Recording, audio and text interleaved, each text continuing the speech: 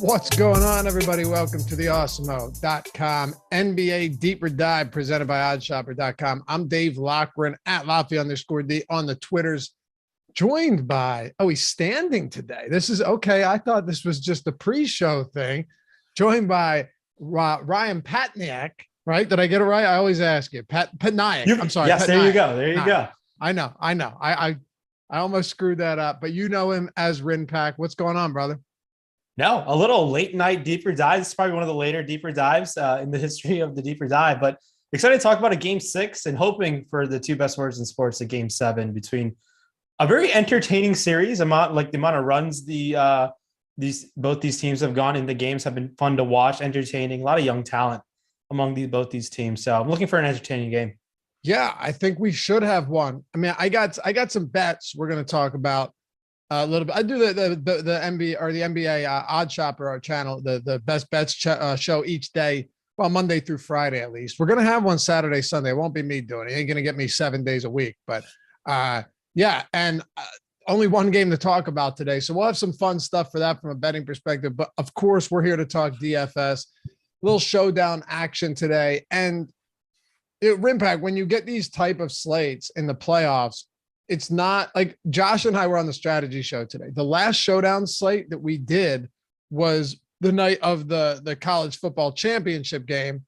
And it was the Detroit Pistons and the Orlando Magic, just a shit heap of a game from top to bottom. But this one, you've got Ja, you have Towns, you have Edwards, and then you've got other guys that are questionable to produce, but are high per minute guys, whether it be Brandon Clarke, Jaren Jackson Jr., D'Angelo Russell's hit or miss, but just a lot of top tier players today in a super fast paced game. So at least we've got a good one if we only have to talk about one.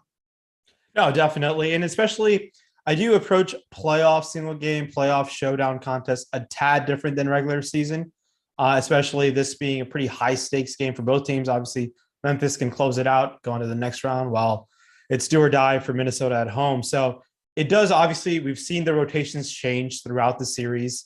They're kind of in flux, but we kind of know who the key guys are in each team. And showdown is kind of, you're looking to get the 5 highest scoring guys in the game among both teams. More times than not, if you nail that down, you're going to be, if not the best lineup, especially on FanDuel and Yahoo, but on DK, you're going to be there depending on how high scoring these guys are.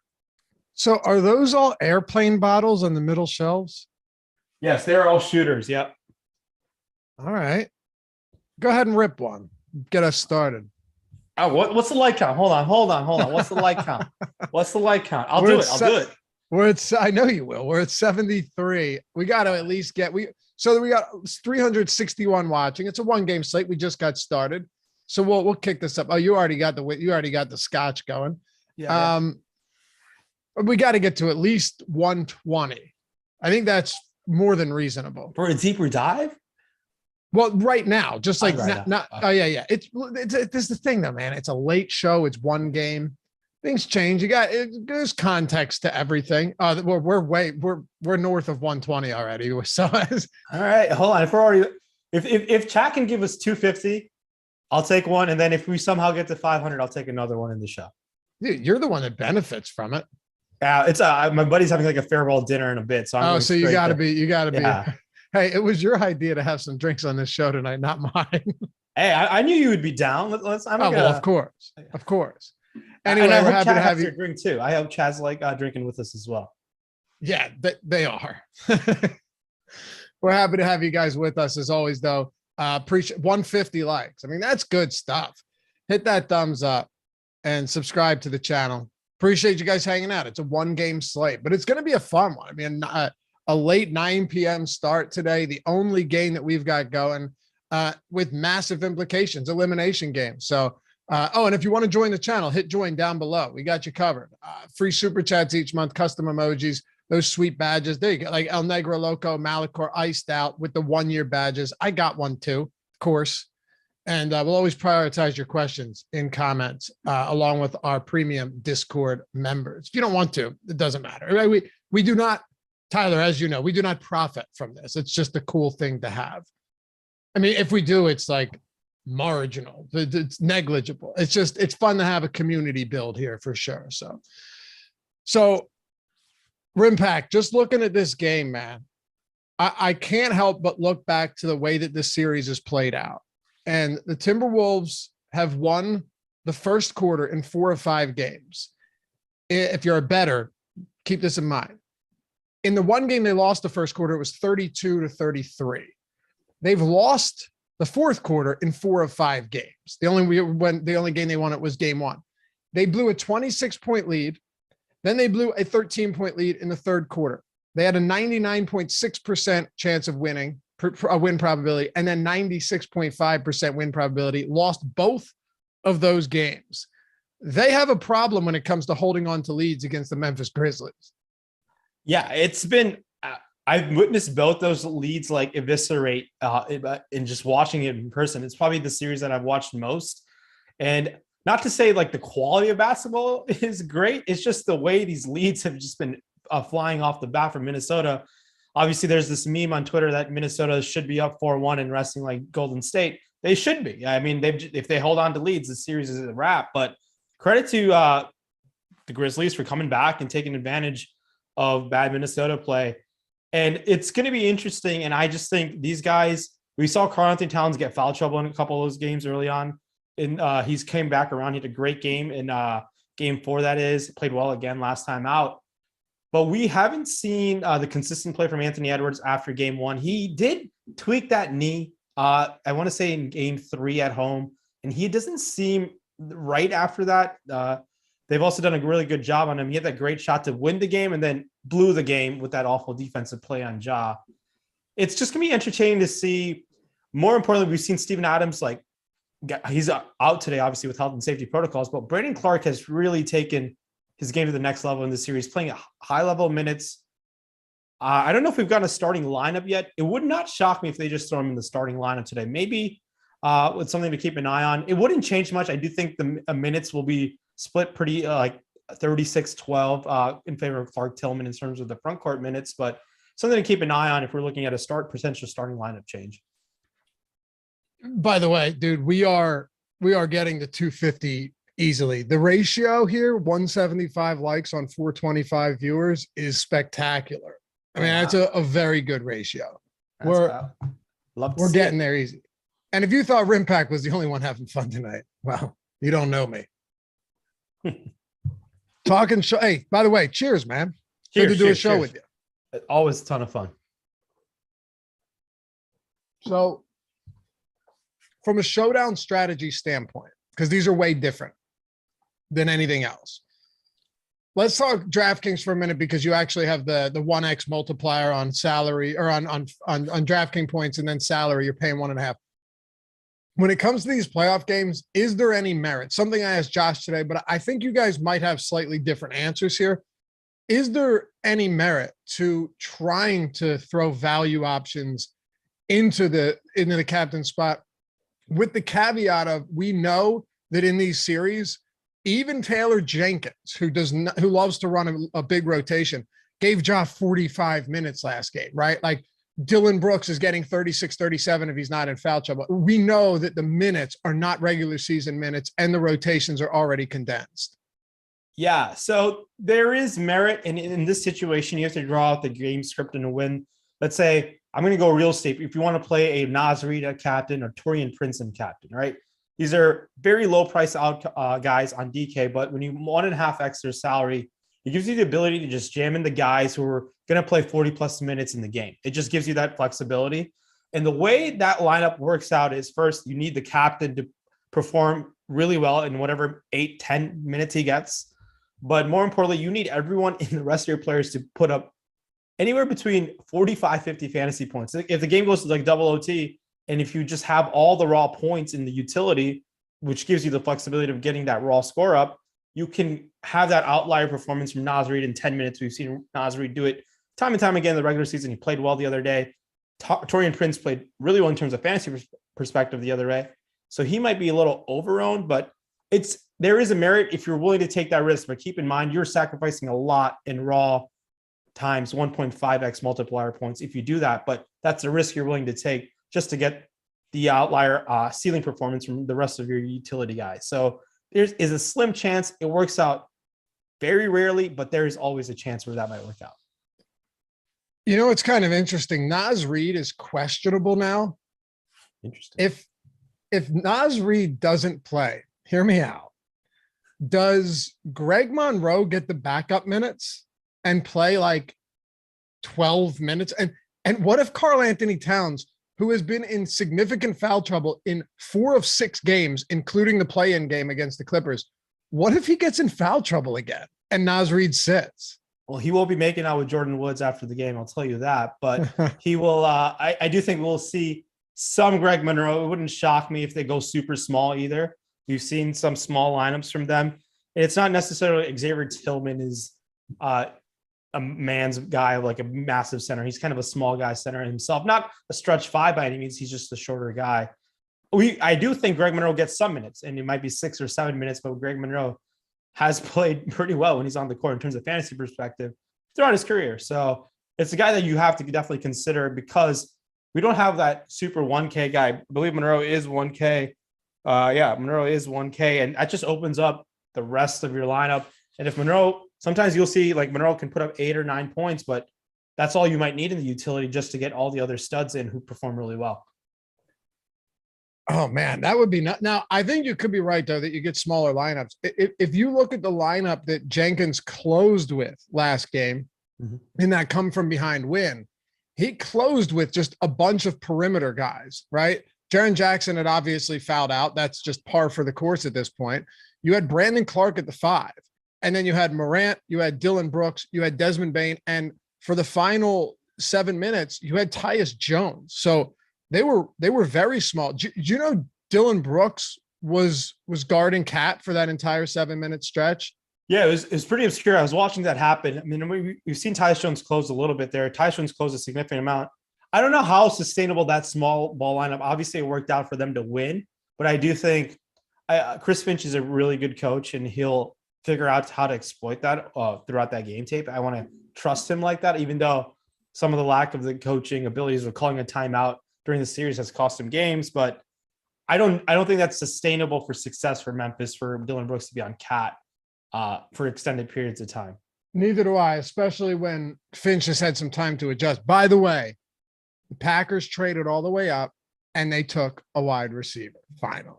Who did they draft? What wide receiver do you want? So they went out and got Christian Watson.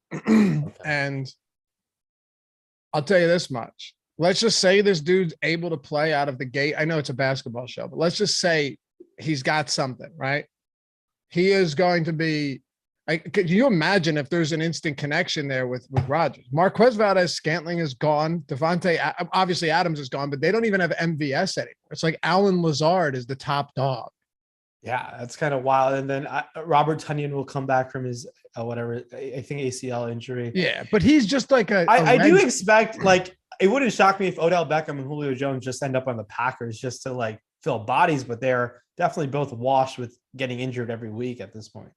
Yeah, I have no idea. But early second round wide receivers, we've seen a lot of success with second round wide receivers. Wide receivers deep. It's gotten deep. You're getting some real gems third round, fourth round. Dude, DK Metcalf, Terry McLaurin. This is just the past couple of years. T. Higgins. And that's just the first 3 that come to mind. There's a lot of them.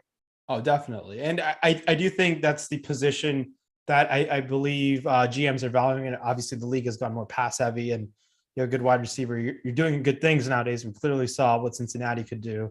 And Kansas City's had that for some time as well. Did you know that Marquez Valdez-Scantling is faster than Tyreek Hill just in like straight speed?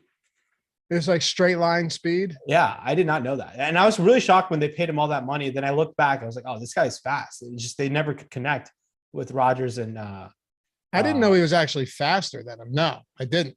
yeah, I mean, really that's the thing. Yeah. Tyreek Hill is a considerably better route runner, but for sure. But yeah, interesting. Anyway, yeah, you get the second and third round of the draft on tonight. I was pretty happy yesterday with what we saw, but back to basketball, we are 11 likes away. So just go grab one of them and put that on your countertop because it's coming, man. We when with the top of the pool, I'm not gonna go Tyler, forgive me for this. Forget about the sidebar, right? There's no point at this point. Let's just talk about the important, the pertinent stuff here, and eschew that sidebar over there. And we'll start with John Morant. He's been purely dominant. I'm on over 16 and a half rebounds and assists today. Rimpack, if I give you this number, you won't believe it. So 45 minutes last game. Now he's averaging a triple-double since game 2. Averaging a triple-double since game 2. Last game, he had 26 potential rebounds and rebound chances and 22 potential assists in one single game as a point guard. That's insane. That's like Russell Westbrook, like peak Russell Westbrook OKC 2017 numbers. Yeah. Yeah. Truly absurd. And Adam had mentioned something on a deeper dive, which I totally agree with. And that's why we love these peripheral stats. But man, even if he has an underwhelming shooting game, like he had 16 points and 53 fantasy points in game 3, 11 points and 46 fantasy points in game 4. That speaks volumes about his floor and his ceiling right now. Yeah. And barring any foul trouble or injury, he obviously should be a priority in your lineups. And there are multiple ways to get him and Cat in. Granted, on sites like Yahoo, where you're saving, I believe, $11 or $9 off of Morant to Cat, I can understand why you wouldn't want to do that, but there's enough value to fit those guys both in. And now if Greg Monroe opens up, it's like John Morant should be a priority in your lineups. The Showdown slate where you get rewarded for getting the highest scoring player. And he, more times than not, will be on this slate as their projections indicate that. All right, 254. What'd you decide on? I said 250, and then if we get to 500, I'll take another one. No. What'd you decide on to? I got a crown shoot. Oh, okay. That's always a good choice. Yeah. So what are you gonna do with? What are you gonna do? I got this Johnny right black, and I gotta tell you, stinks. Oh. Not a fan.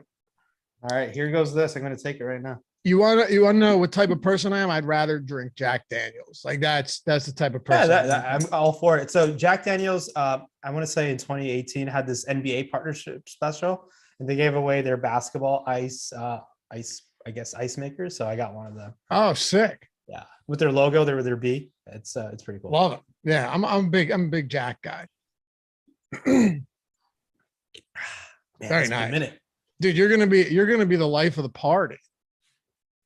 I think so. Yeah, it's going to be, yeah. And my Uber is scheduled for 8:01 or 8:05. But if this Nas Reed thing, that Uber might get postponed a little bit. So if we get 500 likes on this, we got like 538 watching now, that would be, even if we were at 500 likes and 700 people, it would literally be the best ratio we've had on a single show ever in the history. You got to do what you got to do, right? All right. So if we're talking roster construction, I think this would probably make sense to get into roster construction instead of just going down the player pool, right? Mm-hmm.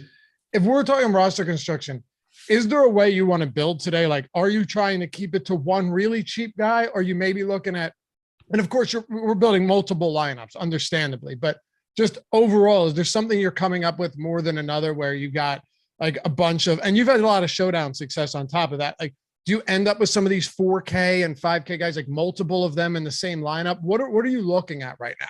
So in Showdown and single game, you don't need to get too cute. It's just like in one spot, you just got to get a little different. You can separate yourself from the field quite a bit. And one way in terms of roster construction, you could do that. You build a lineup out, let's say with John Morant as your captain, and he soaks up a lot of salary. But an easy way to, and there's a significant chance that Cat can outscore John. And all you do is swap Cat and John in a lineup. And that's one simple way to get very different. If you're hand building, building a handful of lineups. That's something that I've done many times and it has worked out. That's one way you can do it.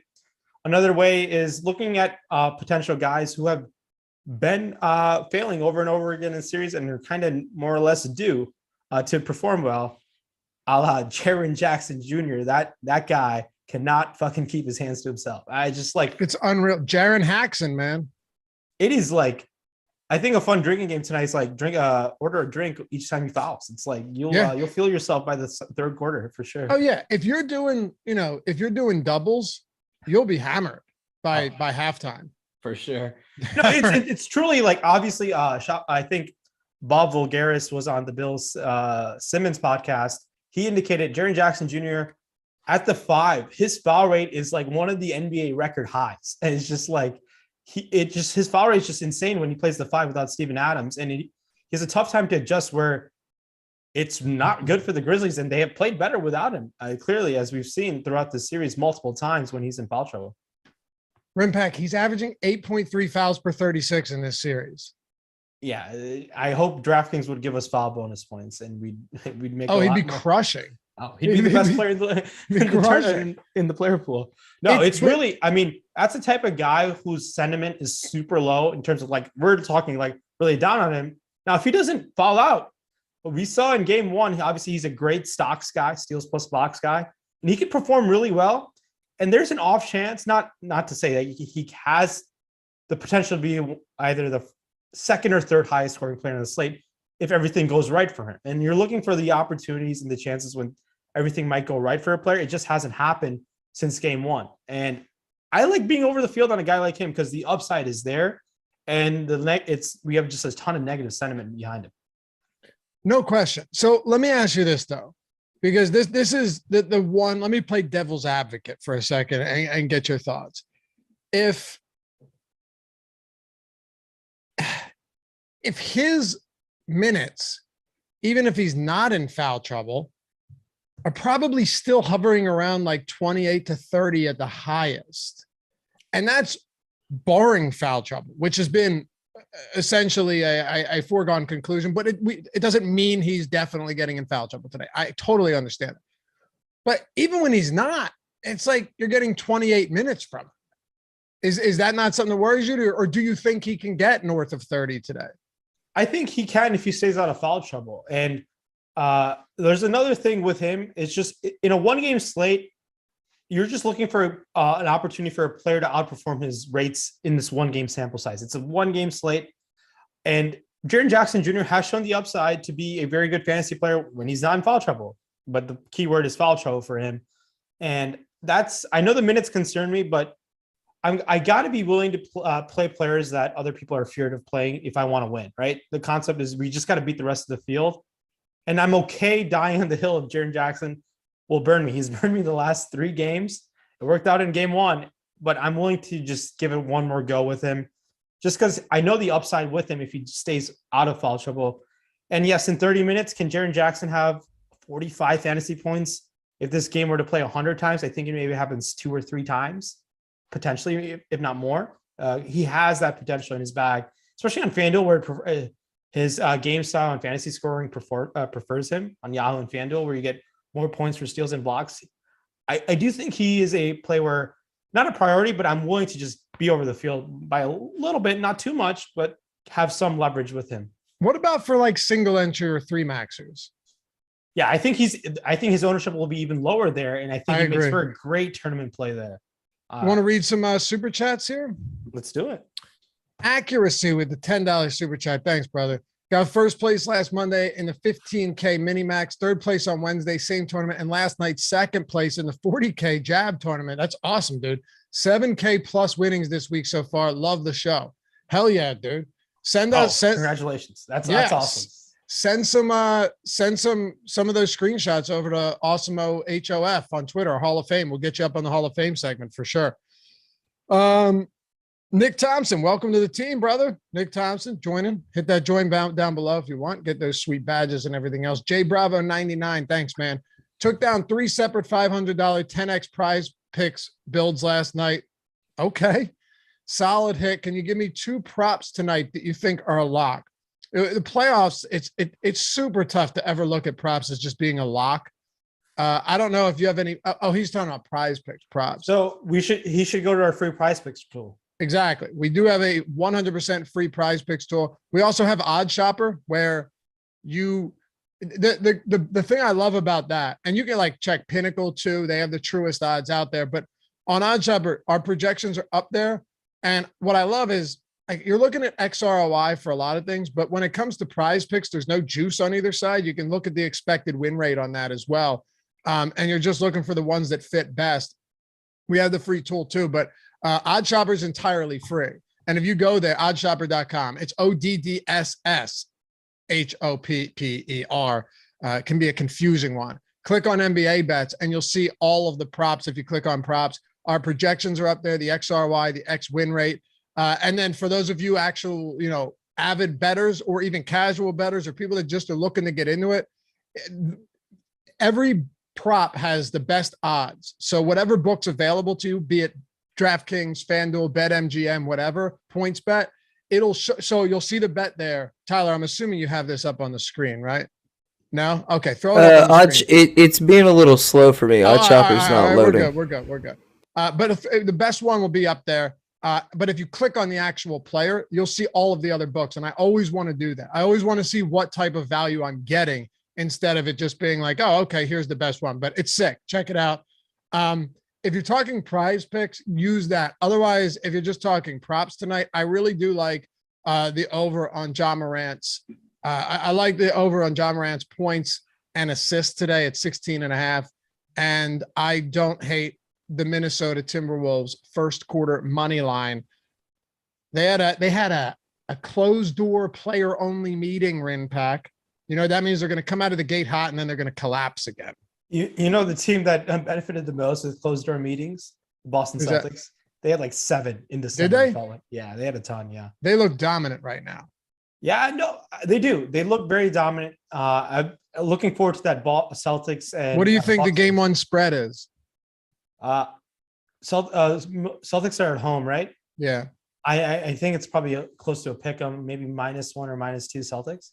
Celtics -5. Wow, really? Now Middleton's out, of course, but of course, yeah. But still, Celtics laying 5 points at home, man. Wow. I mean, Al Horford has never given trouble to Giannis. That was the primary matchup that has worked. Primary reason for the Sixers dumbass to sign him and put him alongside Joel Embiid. So I thought Elton Brand signed him because Embiid would kind of struggle with him. Or I get why. Also, the other reason Horford was very, very had good games against Giannis 3 or 4 years ago, but I don't think it's the same Horford by no means since then. He looks great. Yeah, I mean he was playing really well. Yeah, 5 points. Shocking to me. Yeah, I'm pretty shocked, but they're gonna need. Giannis is really good, and he has it in him to win that series on his back. But they're like Middleton would always have like a game or two in him in a series to carry a team for a quarter. They're gonna miss that in the series for sure. They didn't need it against Chicago. They're definitely gonna miss it against the Celtics. If you're looking at the rest of this and we go past Morant and Towns and Jackson, and you start to get into some of these similarly priced guys, Brandon Clarke, 8K, coming off a 37-minute game. Granted, Jaren Jackson fouled out. I wouldn't be surprised, and get your thoughts here as well. I wouldn't be shocked if you saw Xavier Tillman lose that second quarter rotation, like that 3-minute second quarter rotation, and only play in the beginning of the first and second half. I don't think that's out of the question that he plays 12, 13 minutes today with the way Clark's playing and how you want Jaren Jackson on the floor if he's not in foul trouble. How do you approach these mid-range guys and how do you prioritize them with Bane, Russell, and Brandon Clarke? Yeah, it's very interesting. And Edwards. Edwards too. It's been very interesting to see with rotations this series. With obviously one being foul trouble. There's been a lot of foul trouble every game across the series, especially Jaren Jackson Jr. But on the Minnesota side, it's been Cat as well. I really like Anthony Edwards. I like him a lot. If you don't play Cat, I think getting to Edwards or Russell makes a lot of sense. If you're not playing Cat in your lineup, getting a Minnesota player, I prefer Edwards quite a bit. I like him in captain as well. I think he has the potential to be the highest scoring player on the slate. And I just think Anthony Edwards just plays with a ton of swagger. He's a ton of fun to watch. I love his podium press game conferences. I just want him to succeed. And on a game like this, I am okay going to Anthony Edwards. And I think he's a pretty solid captain option because he has the potential also not only to be the highest scoring player on the slate, it doesn't happen as often as Morant and Cat, but he still has that with him. And I think that just opens up salary in other spots as well. He probably is my second favorite captain on the slate on DK especially. And I don't mind him at all if you want to sprinkle some of him in the FanDuel MVP. That's like maybe 10% of your lineups go to Anthony Edwards on FanDuel MVP. But he seems like a great star option as well over there. Edwards at the captain or MVP always makes sense because he is volatile, just given that he can have some bad shooting performances, but he just isn't a big peripherals guy. I mean, last game he had 1 rebound. That was his only peripheral. No blocks, steals, assists, 1 rebound. But he's also the type of player that can legitimately throw up 50 real points. Yeah, and the best way to get the most fantasy points is getting shot volume up. And he's not shy to shoot at all. And if you were to tell me at the end of the night, if Edwards has 30 shot attempts, I'd be like, yeah. And the reasons like that, you've got to be willing to take chances on a guy like him. And I don't think it's all that risky to go to him as your MVP on FanDuel or Yahoo. Yes, you'll get him at maybe very low ownership, but on DK captain, where it's 1.5x and it opens up more salary for you to use in the utility spots, he just has the shot volume for you to get you there. And he has that upside within him. And I'm sure he had nightmares of just playing awful defense, of overplaying the inbound pass on Ja where he wants to show up in this game. Not to say I can quantify someone's psychology, but you got to think of that kind of moral for him. Like he needs to prove himself that he can play well and try to carry this team on the back. It's crazy too, because he had that 3-pointer to take the lead. I don't think Jordan McLaughlin's pass gets enough credit. It was a bounce pass from like the 3-point. It was sick. Yeah. It was sick. Jayhawk said he's 9,500 and has only scored above 45 once. This is a horrible take. It's a showdown slate. And if you're playing large field tournaments with 30,000 entries in them, some people are willing to take a chance on Anthony Edwards having a big game. And hold on, to be fair though, in this series, he has gone 45 and he's gone 54 DraftKings points. So one of those games was very good. The other one was good. And if you got 45 from Edwards at captain tonight, it's possible that is still, going to get you there. Yeah. And I agree with you, especially you got to think about the potential upside, right? You got to shoot for the guy's upside, and Edwards has shown the upside over and over again. So I'm all for going for Anthony Edwards tonight. And I do think he's going to come in a little bit lower owned just because of the upside he has across the board on all 3 sites. So he's a great option. And then D'Angelo Russell, what an awful shot. I want to say that was their second to last offensive possession they had, where he chose not to pass the ball. And I think he just missed it way off the top of the backboard. He's another guy, especially on DK, where you get the 3-point bonus. We've never seen that stretch in Brooklyn. There were so many times when he played for the Nets, he would just get hot from 3 and just knock down 4 or 5 threes in a quarter. We haven't seen that stretch happen for a long time. But D'Angelo Russell is still a very good offensive basketball player where you get the 3-point bonus, he's a sneaky captain option where I don't expect him to be the highest scoring player on the slate. I just expect other players to play so many minutes where he opens up the utility to get another guy who's going to play 35 plus minutes onto your roster on DraftKings, especially. What about, we didn't really talk too much about Clarke. This is, he's not cheap, right? But he's not cheap at all, as a matter of fact. But how many minutes are you giving him today? So I do think there's going to be some time where if Jaren Jackson's out of foul trouble, Clarke and Jackson do share the court. They will, for sure. They did last game as well. I got to think Clarke's been playing so well. His minutes have to be at least 32 and up to 36. 30 to 36 is probably the range I'm looking at. It's just that you got to reward him for playing well. And he has been able to hold his own on the court, not only offensively, but defensively. And he's a very talented player where the double-double, obviously we've seen it happen last game. I don't expect him to shoot that efficiently, but when you got so many high efficient shots near the rim, he's going to find a way to pay off. Granted, this is the most expensive we've seen Brandon Clarke in a long, long time. If you were to ask me if I would rather play Clarke or Brooks, because you're saving $1,000 and $1,000 on this type of slate will do a lot for you, I would rather play Dillon Brooks just because I do think we might get Clarke a little bit higher ownership than he can actually produce. So Dillon Brooks at 7,000 DK. If I were to build one lineup, I'd rather have Clarke than Brooks than Clarke. But Clarke is still a very good play just because of the minutes and the upside we've seen.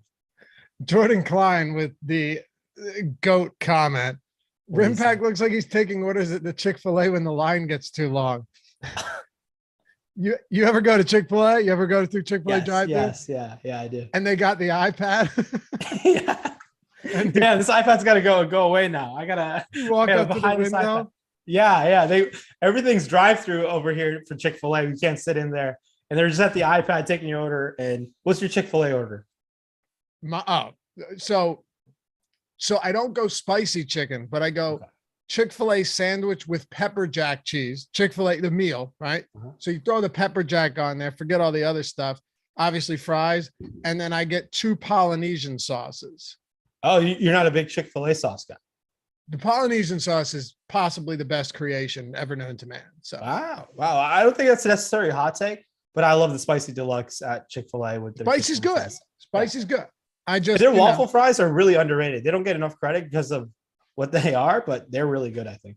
Oh, no question. And I've been trying to, take better care of myself, but their milkshakes are all just off the charts. Yeah, I haven't had those in a long time, but yeah, those milkshakes are diabetically great.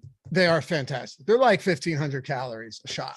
Yeah. But if you go to Chick-fil-A and there's 100 cars in line, you will get through that line quicker than Popeyes with 3 cars in line. Popeyes is just like I've never had the Popeyes one. Yeah, Popeyes chicken sandwiches are spectacular. The spicy chicken, but just carve out a few hours in your day to get one because their service is trash. There is one like 5 or 6 miles away. I've just never gone out there. But I'll have to check it out maybe this weekend. I'm a big chicken sandwich connoisseur. Okay. The best chicken sandwich in the country is Dave's Hot Chicken. They're based out in California, but they have now, I think Drake became a lead investor in them over the last year, and they are phenomenal. They are the best hot next chicken time I'm out there. It wouldn't shock me if there's one, they're opening up one in Philly because they opened one up in Michigan recently as well. So Dave's Hot Chicken. 100% top 2 chicken sandwich, and they might not be 2, they might be 1. They're better than Hattie B's in my opinion. Okay, I'm gonna have to try it. And all of you shitting on Polynesian sauce clearly have no idea. For those of you who have tried it, you get it, you understand. But the last thing on Clarke, I just wanted to say real quick was with Brandon Clarke, I know coaches do weird things, but I just don't see how Taylor Jenkins doesn't give him, at least 30 because he's been playing exceptionally well. 1.25 fantasy points per minute. I'm not saying Jenkins is like, his fantasy production's great. That'll get us a win, but he's scoring, he's rebounding at an absurd clip. Josh pointed out to me today, this dude had 6 offensive rebounds last game in the 4th quarter. He had 9 offensive boards in the game. When you have a guy out there hauling in offensive rebound, just like maybe the most important facet of a basketball game when it comes to dominating a team, right? Even though, they did dominate in the 4th quarter. They came back, they erased a 13-point deficit. When you're doing something like that, how can you not want him on the floor? I agree with you. And we just got, for me, I'm just looking at the pricing with a guy like him. If there is a side I want to play Brandon Clarke, and he's kind of a priority play for me on Yahoo, where he's only $20, that's the site where I'm willing to get way above the field on him. And I just think we've always known these role players play better at home. I don't know if the data backs that up, but I just don't think we get that same type of high efficiency performance from him again this time around. And I'd rather take my chances on another guy who just takes a shit ton of shots, even though he misses them. Dillon Brooks I think I'd rather take the savings with Brooks than Clarke, just to get maybe a little bit of ownership discount potentially.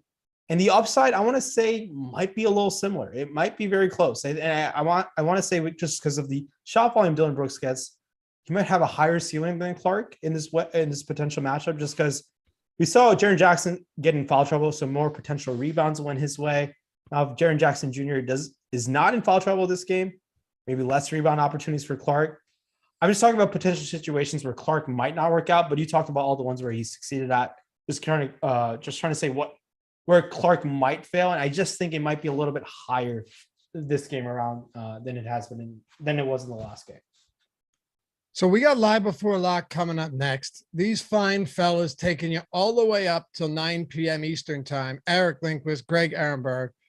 But before Rimpak and I go, we still got about 12 minutes. Here's what we're going to do. We're going to break down the value plays, because this is kind of the crux of everything, right?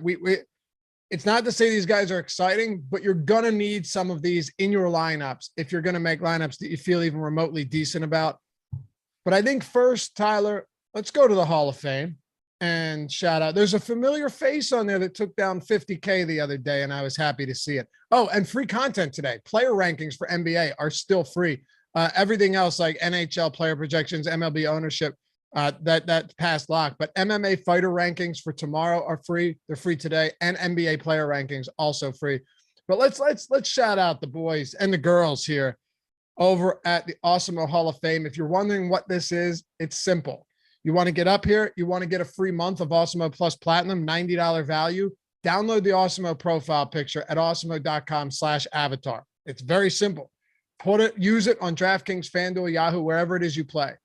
Take down the tournament. Actually, just finish top 3 in a field of 5,000 or more. Sure, it's not the easiest thing, but if you do it, tweet your wins at Awesemo, HOF, at Awesemo Hall of Fame. Win a free month of Awesemo Plus Platinum and get inducted into the Hall of Fame right here on the Deeper Dive. And you know what? Even if you don't qualify, but you're proud of the win and you just want to get up here and rep the logo and show off the win, you can hit us up too. We're happy to do that. Anyway, Rimpak, Jordan Lockhart back at it, man. The 50K takedown, first place in the 150K alley-oop the other day. He's back. Yeah, he's one of the, I guess, the Mount Rushmores of Awesemo Hall of Fame guys out here. He has just been racking up 5-figure wins, 6-figure wins throughout the last calendar year. I mean, cheers to your success, man. Keep grinding out. It's awesome to see you keep crushing with that logo, especially. For sure. We've had 3 people go on mega heaters in the year that we've done the Awesemo Hall of Fame. And you've had some great ones too. But as far as like viewers, we had 3 people go on mega heaters. It was Gene B. Kim was the original right around the start of COVID, right? Professor Kim, yeah. After. And then Jordan Lockhart, but there was one more, and I'm drawing. Someone in chat will remind me. People have a better memory than Hanley, I do. Laffy. Hanley. Yes, Peter Hanley went on an insane run as well. I thought he was Alex's long lost twin, and the way he was running. He was running super. So I talked to Tom about this, our CEO. I want to get like a you know how excuse me, you know how at like a burger restaurant, if you can eat the 37-pound burger, you'll get on the plaque, like on the wall, the real Hall of Fame on the wall. I want to get one behind me, and for every mega heater, get them engraved into that. We'll just keep adding to it. Yeah, I think you did a great thing with the Iverson jersey, just writing guys who I believe super chatted, and then you just led to these like flooding of super chats where you stop. I couldn't do it anymore, man. I was like, you're going to get so many because you're going to do that. Yeah, I do agree with the mega heater plaques, rewards. It's something that I talked with Jake T about. Like, we're thinking about like sending like memorabilia to these guys. So it's something in the works that we're trying to figure out. There's no real easy way to figure this out, but we want to reward our viewers night in, night out, because we're repping the best logo in the biz. Absolutely. Rip through these as well. You've got Wicked Mumbles Thursday and Saturday. We fun. Have to give props for the tools and projections. Oh shit. Okay. 10,379 and 60K on the other side of that. All right, dude. That's a huge win. You're talking like what, 71K there in 2 different days, 2 days, Thursday and Saturday. Amazing. Congratulations. Alex Baker, our guy. Awesemo himself. MLB props, ROI's up. Now trying to work my way to 15 leg parlays, 1,000 in the 7,500. Yeah, man. Odd Shopper. Check out the parlay builder. Ryan Ginsburg, first solo being 500, first place. Congrats, man. And by the way, if it's a 25 or a nickel or a quarter entry, or sorry, a dime, it doesn't matter. As long as it's a field of 5,000 or more, those are harder to win. In all seriousness. Those you can argue are very sharp contests just because of how like driven and motivated these like low stakes players are. It's a great point. Just grinding it out. And a lot of times you'll see those penny or piggy bank contests. Winners have higher scores than the fadeaway on DK. Yep. Well, many times and many nights, and it's a hard contest to win. We've seen so many of them start in the mini max or the quarter arcades, and then they're like maxing the 20 every day. Yeah, and that's just scaling your way, the right process over and over again. Really pays off over the long haul. What's up, BK? There's really no reason to tweet this other than to say I might need one of those 1-800 numbers soon. 1375. Congrats, dude. $1,375. First place. Okay. Repping the Awesemo logo. And last one here. Thanks. Another one from BK. $2,500 up top. Great stuff. Congrats to all of you guys. You've now been inducted. And if you've been here before, welcome back. Remember, rep that avatar and we'll see you up here. Let's talk a little value. We got about 6 minutes to go. Let me just toss it over to you. When it comes to these cheap players that were like, and we'll just assume that Naz Reid is active for now. Who do you like most from either a salary or an ownership perspective, or being able to potentially get different? Let's hear your thoughts. So yeah, this is a very interesting perspective. In terms of value, the value is more prevalent on the Minnesota team because of their price. There's Naz Reid at 1,600 on DK, and he's 1,400. It's not necessarily you need to do that on FanDuel and Yahoo, but on DK, I can see where you land on one of these guys, Prince or Reid. And I'm willing to spend the 200 more and go to Reid just because I think we might get Prince at a little bit over ownership just because of the minutes he got last game. And I don't expect him to perform like that. Now, if for some reason, if Naz Reid gets ruled out, Greg Monroe will trump all of these guys and he'll become like, I just think he'd get minutes. Now, if we get some reason, if Greg Monroe is inactive and it's Nathan Knight, I think Nathan Knight's also a great value option to consider. Just keep an eye on the news on which guy is going to be active. We also got news with Zaire Williams. He's a game time decision. He's also 1,800. These are the guys who are 2K and less. And the guy who's 2K, we saw close last game. And I wouldn't get too excited about Jordan McLaughlin is because Pat Bev fouled out. And I don't think McLaughlin closes that game if Beverly is in foul trouble or / is falling out. I still like him though at 2K just because he performs pretty well. Maybe Beverly's minutes get a little reduced because of McLaughlin's good play in a couple games at home. He's a guy who I'm willing to take my chances on. But what if Jaden McDaniels isn't in foul trouble this game? Because he's been in foul trouble quite a few times. Yeah, he looks pretty excellent. And those minutes have been tough to predict all series long between him and Vanderbilt. But now there's another instance where, let's say if Naz Reid is out, we might get backup center minutes, just them going super small with Vanderbilt and McDaniels. I think that's an opportunity. There's a chance that might happen. I think that happened last game as well, where they were playing both front court minutes, if I'm not mistaken. And at that price tag, we've seen McDaniels put up 30 fantasy points throughout the regular season. And I like him. I like McDaniels a lot at 2,800. So I'd rather play McDaniels than McLaughlin. If I were to choose one, yes, granted $800 difference, but the upside with McDaniels is much greater. And there's a chance he might close. And that's pretty valuable in a do or die game situation. On the Memphis side of things, we've seen Tyus Jones close. He's 4,800. He's not necessarily value, but I'd rather play Tyus Jones than Kyle Anderson. You save 200. I just think ball handling duty. The guy just plays really efficient basketball. We saw him close the last game. Kyle Anderson is like the definition of slow-mo and like no fantasy points, it seems like of late. But the situation, I don't want to touch Melton or Tillman at all. How do you feel about Melton and Tillman? I have very little interest. I mean, yeah. I love that you can get a center that's starting, because centers usually are the best value position that you can get to, unless it's like a legitimate ball handling point guard, right? Like a Cameron Payne filling in for Chris Paul or Tyus Jones for John Morant in a starter role. But Tillman's minutes are clearly curtailed. Like they're capped unless You have Clarke and Jackson, both of them in foul trouble because Steven Adams is out, so they can't play him even if they wanted to, which they don't. I don't see Tillman getting more than like 16 minutes. Can he go out there and give you 16 and 16? I guess, but we haven't seen it. His production has been horrible. Melton didn't play last game. Yeah, and so it's something probably at this moment I don't want to touch Melton at all just because he didn't play last game. And Tillman, I really don't want to touch him either. And I'm just relying on Tyus Jones.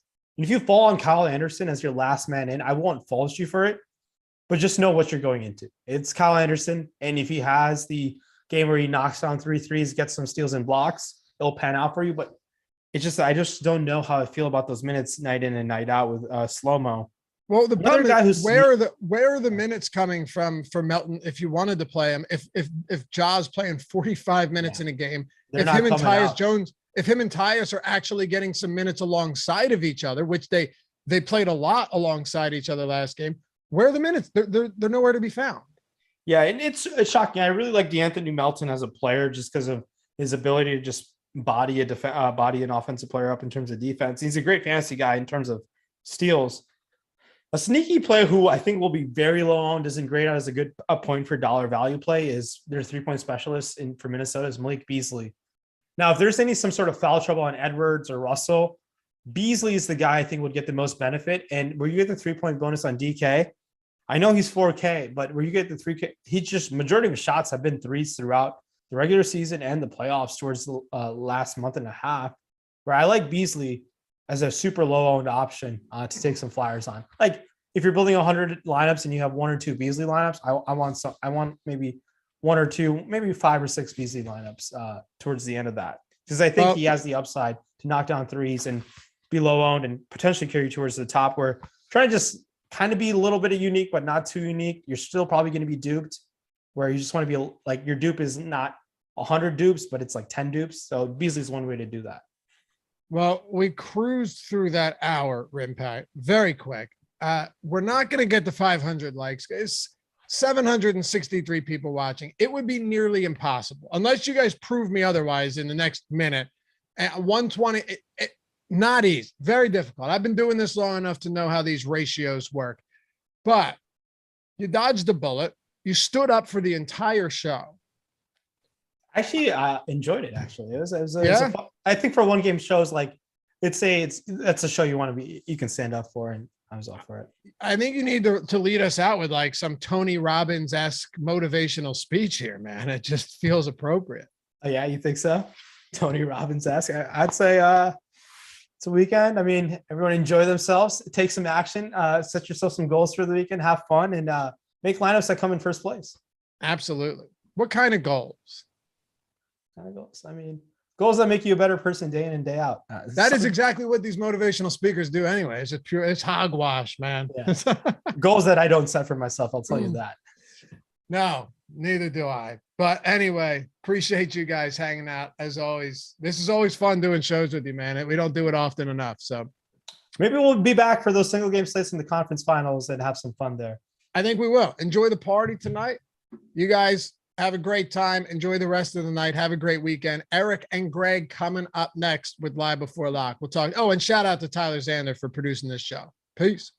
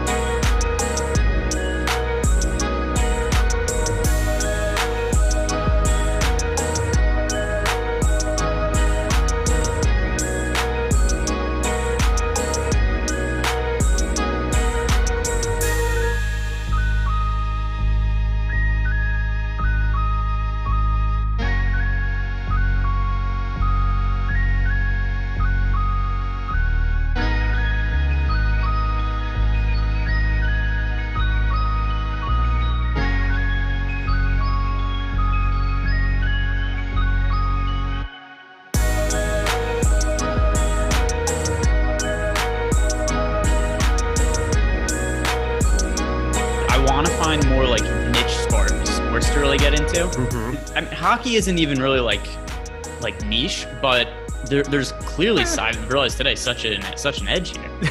It's a massive edge, and we'll talk about that later. But first, NBA. Hello, everybody. Welcome to the NBA Live Before Lock show, presented by OddsShopper. I'm Eric Lindquist, excited to be talking my team, the Minnesota Timberwolves, at home, Game 6, ready to ride against this Memphis Grizzlies squad. It's been entertaining, if nothing else, Greg. I know you haven't been a huge fan of this series because you like better basketball than what this brand has been, but whatever. I'm enjoying it. I think chat's enjoying it. Oh, that's Greg Ehrenberg at Ehrenberg DFS. What the hell is Tyler doing right now? What did you just do? Put your pants back on, Tyler. Yeah, I know my pants are off, and I misread the schedule, and I know how chat will freak out if y'all are on the wrong sides. Oh, so it's already screenshotted. I had to fix y'all and put y'all on the right sides, and I don't know what's happening, man. You are such a doucher. Whatever. That's Tyler Zander producing the show. Awesome job, as always. Damn it, Jordan Klein. Another thing he screwed up. At Ehrenberg DFS, Greg Ehrenberg, how you doing, my dude? I'm doing good. I've got some hockey bets in play that I'm paying attention to. I'm excited about that. We've got one basketball. And by the way, the games are fun to watch, right? Because they've been competitive. The actual basketball, though, has been a total mess. My main frustration with the series has just been my inability to predict the Memphis frontcourt rotation, which is really more on me than anything else. But aside from that, all of the players get in foul trouble immediately in this series. There is so much variance to be had. And it's a thing too. We almost have to project foul trouble for Jaren Jackson Jr., which I don't want to do. And Cat. But not as much as Jaren Jackson Jr., because it is so substantially impacting Jaren Jackson's minutes. The last two games, he fouled out in both of them in 23 minutes and 18 minutes. So Towns, there's some foul risk with Towns, but Jaren Jackson Jr. just immediately fouling out in these games. Like if I was to have you set a line, or if I'm going to give you a line, over under 1.5 fouls in the first 6 minutes of the game for Jaren Jackson Jr. Are you taking the over or the under? I will take the over. That's a really good line. Well done by you. I'll take the over. So that's one of the things too, because it's a single game slate, right? So I'm building lineups. I'm looking at. I'm like, boy, I feel like Jaren Jackson Jr. is getting slept on, but at the same time, too, it scares the shit out of me. Yeah, it's not great because Jaren Jackson Jr. It's called range of outcomes, and he has massive amounts of them in terms of what these minutes are. Plus, with as good as Brandon Clarke's been, he was the darling of last game. It feels as though Brandon Clarke's kind of earned the ability to close out some of these games at this point in time. At least that's the feeling I get. So Brandon Clarke, I think, has the most secure minutes in the front court. We thought 37. 37 is a lot of minutes right out of the gate here. I'm just jumping into the analysis of the road team because why not here? It's one game. Smash that like button too. They did a great job on the previous show within reason. I mean, they could have gotten it up to 500. That would have been great, but we're going to go way over that here now. But I'm with you where I think this front court, just trying to predict what's going to happen with Jaren Jackson Jr. And then, Steven Adams back game 1-2. We don't have to think about that anymore. It's just so clearly to me playing lots of Brandon Clarke across the industry today. Is that the same sentiment you get? Ish. So I think that he plays for Washington. What's that? Ish Smith. Actually. Okay. The joke. So I think that for a one game slate, I do think that Jaren Jackson Jr. is a really good pivot off of Brandon Clarke for cheap. It's not like things have changed that much from the regular season to the postseason, other than Jaren Jackson Jr. just became an absolute idiot, and he just fouls people to a comical rate. But for this one individual game, I think that we're seeing a little bit too much ownership going to Brandon Clarke at 40%, just because on the chance that Jaren Jackson Jr. doesn't get in foul trouble, he's more than likely not to get into foul trouble. But if he doesn't, he's almost certainly going to outperform Brandon Clarke today. How often were you playing Brandon Clarke with the front court healthy for the Grizzlies in the regular season? Not ever. 0 times. 0. But it's different now. That's what happens in the playoffs is things become very, very concrete over an amount of time. It's liquid, then it becomes pretty concrete. You knew, even Toronto, as unpredictable as they've been in a lot of terms. Like we could basically say Thad Young was going to play 16 and Chris Boucher was a great play yesterday. It's like certain things like that. I think in the same respect, Jaren Jackson Jr. can be like your Thad Young and just intensified because he's much better. He's going to play 8-10 more minutes than him, barring crazy foul trouble, like even more extreme than the line you set. I'm with you. I think Jaren Jackson Jr. makes some sense, but I don't know how Brandon Clarke isn't the clear-cut 30-plus minute priority, especially with a lot of other X factors kind of removed from this series. Like they're going to have him out there defensively against Cat every single opportunity. Plus, do they want Clarke and Jaren Jackson Jr. in that closing lineup? I doubt it. Well, but that's the point is I think that Jaren Jackson Jr. is the higher priority as long as he avoids foul trouble. Like, I don't think they think Clarke is better than Jaren Jackson Jr. He just keeps getting into foul trouble. Okay. That's fair. Well, I'm excited to talk about that. We're excited to talk about some Naz Reid news situation, boots on the ground in Minnesota. I've got my Twitter feed up. Whenever something breaks, I'm trying to get an impression. I've flip-flopped like twice since we even just talked to Ryan before the show. Getting a downgrade is never a good thing, especially come playoff time, because it seems like a little bit more extreme. But at the same time, I think he's going to play, but that's it's turned into like a true 50-50 coin flip. And I think we'll have that news before lock, don't you? Oh, before lock, for sure. It's a one-game slate. I know. I'm just saying, you never know. If it's like a true game time decision. It's a one-game slate and the most important game that Minnesota has played since Garnett. Yeah, so it's their most important game in 15 years, and they have a player who's, not a massive part of the rotation, but is a rotation player who's listed as question. We're definitely going to know before the slate starts. All right. Well, as I said before, hit that like button. We're hanging out. We're burning the midnight oil out there on the East Coast. On the West Coast, sun's going down. I'm missing sunset for all y'all. So let's do the thing. Let's make some money here. DK Showdown, FanDuel single game, Yahoo, if you want to sprinkle that in. Let's get to it. Let's talk the three guys that I think are the main guys that I'm looking at for the MVP spot on FanDuel, and the three guys that I think I'm going to prioritize. And I'm not going to give you my order of how I want to prioritize them, but it's Ja Morant, Karl Anthony Towns, Anthony Edwards. In terms of the cap, say that again.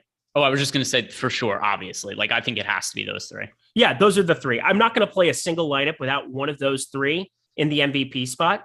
But I want to ask you, who's your favorite guy to play in that MVP spot? And who's your favorite guy to captain on DraftKings between the three? Okay, so I do think there's one other guy to add to the MVP spot on FanDuel, and that is Jaren Jackson Jr. Okay. I think that I don't think that's that. I mean, it seems absurd because of his recent foul trouble, and it's not a high priority play. But if we're playing these single game slates and we're trying to differentiate, it's not crazy to me that Jaren Jackson Jr. to have a good game. He blocked 7 shots in limited minutes in game 1 because of foul trouble. One of these, eventually he's not going to get into foul trouble. There's going to be a game at some point in his career where he does not immediately pick up fouls. Maybe it's tonight and maybe it isn't, but nobody's rostering him relative to a single game slate. I think he's the most slept on player today. How many times during the regular season, not only did people roster Jaren Jackson Jr., but he was a chalk play. And now people have gone the opposite way. I understand why, because it's based on the recent results. I don't agree with it, though. 5 games, that's the sample size we have. He hasn't played over 27 in any of them. I understand that he has also not committed less than 4 fouls in any of them. So you're looking at 5, 5, 6, and 6, the last two.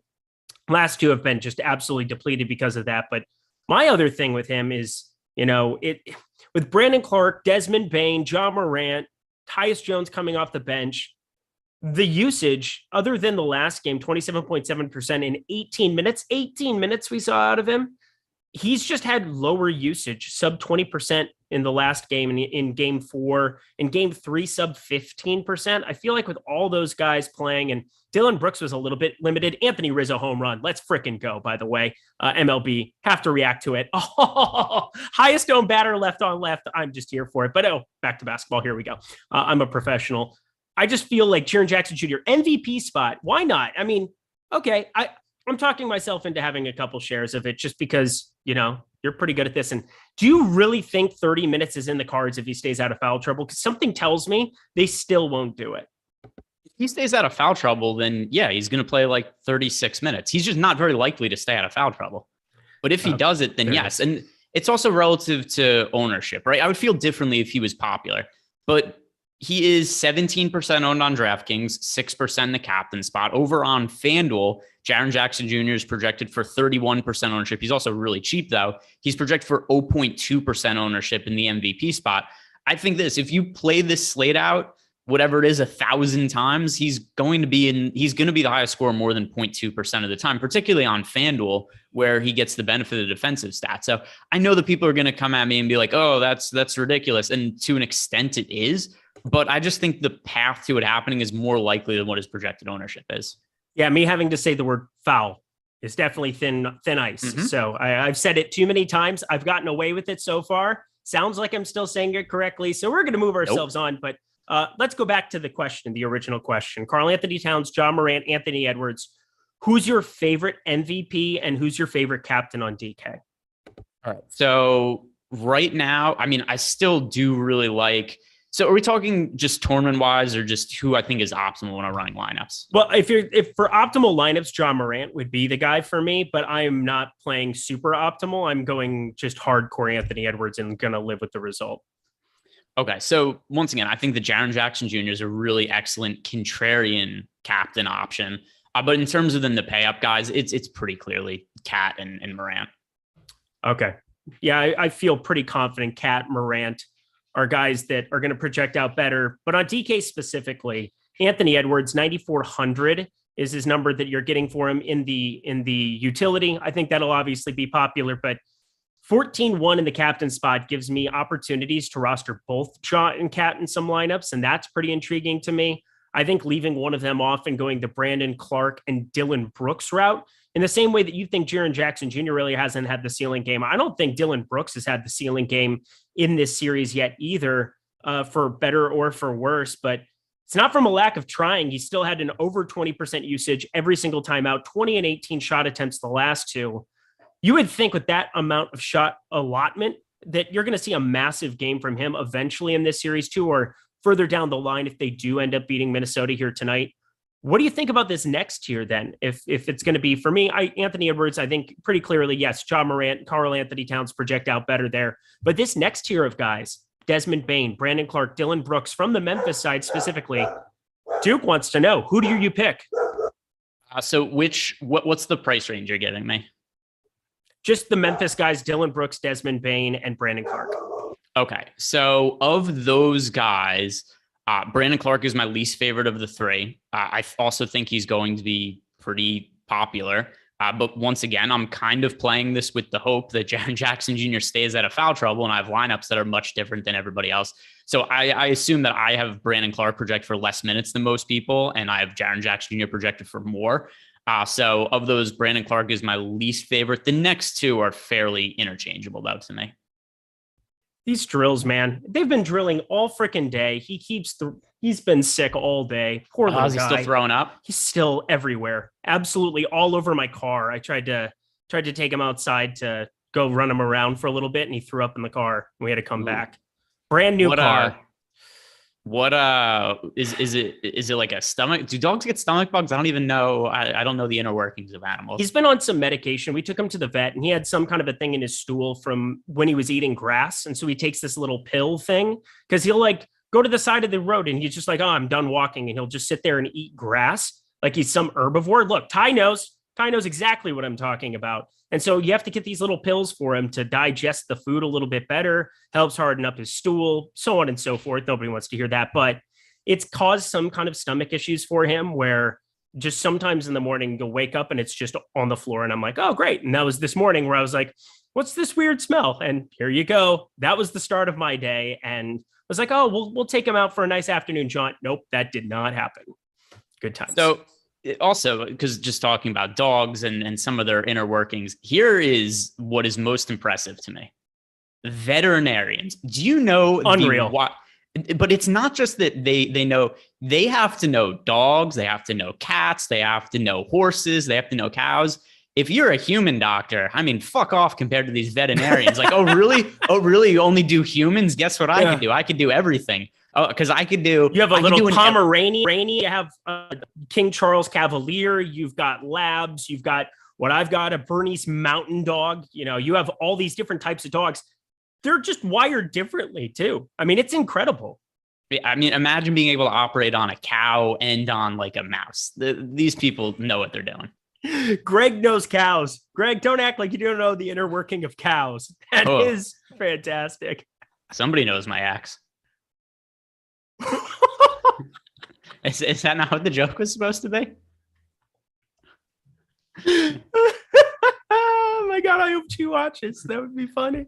Oh, let's keep going. So talk to me about your preference between Desmond Bain, Brandon Clarke, and Dillon Brooks. I'm going to go quiet for a minute. So I mean, I answered the question. Just to me, the wings are interchangeable. Clarke is my least favorite. Once again, I'm building my lineups with the hopes that Jaren Jackson Jr. is able to avoid foul trouble. That has me projecting Jaren Jackson Jr. for closer to his regular season minutes, and also Brandon Clarke. I think he's going to play a bigger role than he did in the regular season because we don't have Steven Adams in the rotation. But at least as of now, how I'm viewing this, I am going to be light on Brandon Clarke. I'm going to be higher on Jaren Jackson Jr.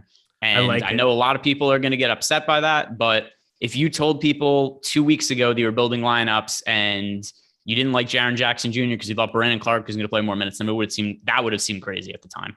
It would have. God, you're making too much sense. I'm not enjoying this. Yeah. I hate it. It's also why I bet Luis Severino, so I at least have somebody to blame for that. But, such is life. The other thing, too, when it comes to the Memphis Grizzlies, if this is going to be their last game of the season, I might as well get the big man rotation wrong one final time. Just for the hell of it, just for old time's sake. Let's go on. Anything else that you kind of want to add between those guys? I mean, for me on FanDuel specifically, from a star perspective, who's the furthest down you're willing to go? Because I do have a share of Patrick Beverley out of my 40 that I'm building over there.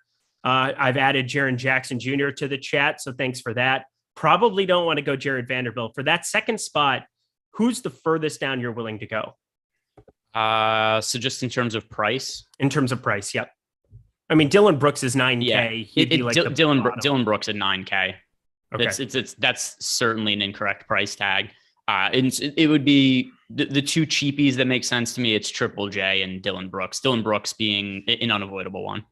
All right. And we're waiting on the Reed news. We'll be waiting here on the Reed news. Keep you guys apprised. I think that's a massive thing. Any piece of news is gigantic for a showdown slate because Naz Reed would be somebody to get to, I think, in the utility spots. But we continue on here. And we're going to start with this, though, first. Awesemo Plus tools and content, $29.95 for the weekly pass.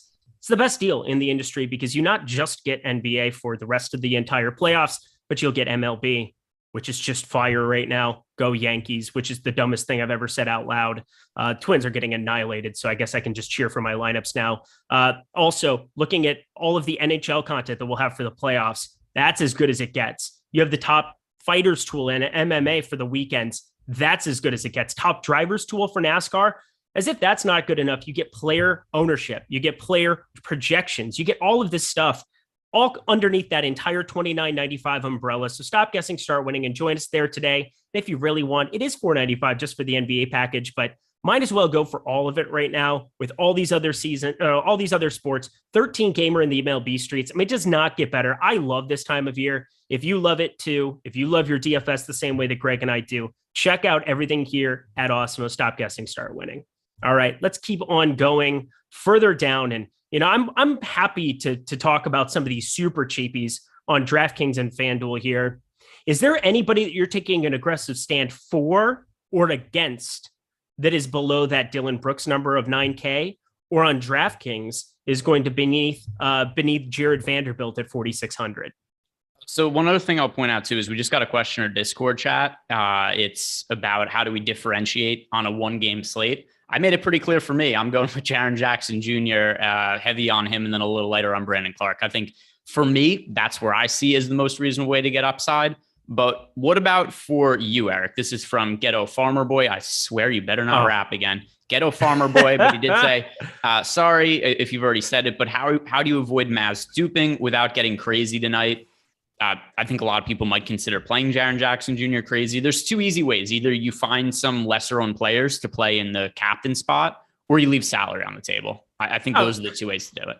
Yeah. And not only that, people are smart enough nowadays where you're using any kind of a projection system. Things are going to come out of the wash pretty close to perfect. If you don't put any randomness in, if you don't crank that up, and even if you do, you're going to get a lot of these top end guys. You're going to get Cat. You're going to get all of those guys. I think the easiest way to get different for me is building out a Cat MVP lineup or on like DraftKings or something like that, and just replacing it with somebody cheaper, or putting in, Anthony Edwards and going down to Bane. That's going to automatically leave 800. It's just going to give you a completely different roster construction. And that 1v1, it's amazing how many times you'll see the top of the leaderboards in some of these showdown contests over the years, especially in NBA, where it's, basically a zeroed out player and there's a train of like 50 lineups that are all in second. And the one lineup that just removed and basically flip-flopped the captain with the cheaper guy and then put the other guy in the utility spot. How many times that ends up being optimal or less duplicated? So for me, that's kind of my quick answer, is take a cheaper guy and flip-flop him with the more expensive guy that you originally had, and just interchange those multiple times. So if you're hand building out, that's the easiest way I've found to get different. Yeah. And then to add on to that, I mean, let's look through some of these price points and find ones that are like that. I mean, I mentioned the Jaren Jackson Jr. one versus Brandon Clarke, but like even if you have, I know you really like Anthony Edwards a lot for this slate, but realistically, what is your projection difference between Edwards and Russell? Because I have Russell for 38 fantasy points and I have Edwards for 40. So, yeah. It clearly Edwards, the expectation is that he's going to score more, but it's not like 2 fantasy points on him. And maybe some people have it wider, maybe some people have it a little smaller, but it's not like we're looking at this being like, oh, Anthony Edwards outscores D'Angelo Russell 90% of the time or anything like that. It's probably like 60-40 at most. And a lot of people. My thing is that specifically talking FanDuel, because I have more volume on FanDuel today, DK. I'm making 40 lineups before just kind of screwing around a little bit more, but I'm focused more on FanDuel. It comes down to the raw projection where Anthony Edwards' ceiling looks a lot different than D'Angelo Russell's. We've seen that over the course of the last month and a half, 2 months. Anthony Edwards, his floor is atrocious too, because he's very scoring dependent in a way that I don't think D'Angelo Russell even is at this point in time. But his ceiling to be able to play him in an MVP spot looks so different to me compared to, he's the guy who can beat Ja Morant and Cat, whereas I don't really view Russell as that guy in the constraints of this offense right now. Like Anthony Edwards could go out and score 35 or 40 raw points, put up 50 fantasy points, add a couple of counting stats here and there, not many lately, but I still feel like he's the guy I prioritize for those purposes. On DK, I am playing a little bit of Russell, but I've just made such an extreme stand with Anthony Edwards. I think there's one cheapie specifically, and we just got word that Zaire Williams is going to be out. So that makes it even more intriguing for me to talk about this guy. Nice to kind of get that to kind of covered. But I think Tyus Jones has entered the chat for me today in the utility spot over on DraftKings. So we'll get to that one. But anything else to add to that? Well, ish. It's going to, not Ish Smith, just Ish. So I wanted to do it again. I didn't want to give you the opportunity. While we're on the topic of players getting ruled out, so explain to the people who are listening what's going on with Naz Reid. We've got BK in our premium Discord channel. He's saying, we literally have a Wolves fan talking. That's you, Eric. You're the Wolves fan. He said, let's get some insight on what the F is going on with Naz Reid. So explain to the folks at home what the F is going on with Naz Reid. Naz Reid got downgraded to questionable. And normally when that happens, you are looking at a guy who's almost guaranteed to be out. However, this is a game 6. This is in Minnesota. This came out of nowhere, and it almost feels like something where in the event that he just can't give it a go, so I'm assuming just truest of game time decisions were 29 minutes from lock, that they're just kind of saying, all right, we'll just give him the benefit of the doubt there. But it at least, so it's not like some surprise to anybody that he gets ruled out leading into it. It gives other players too that will be behind him. Like Nathan Knight hasn't been involved in this series. He will have to be involved in some capacity in this game if Naz Reid is out. It gives him an opportunity to be prepared to play in a way that maybe he wouldn't have if Naz Reid, the news didn't came in. Is that kind of the best way of putting it?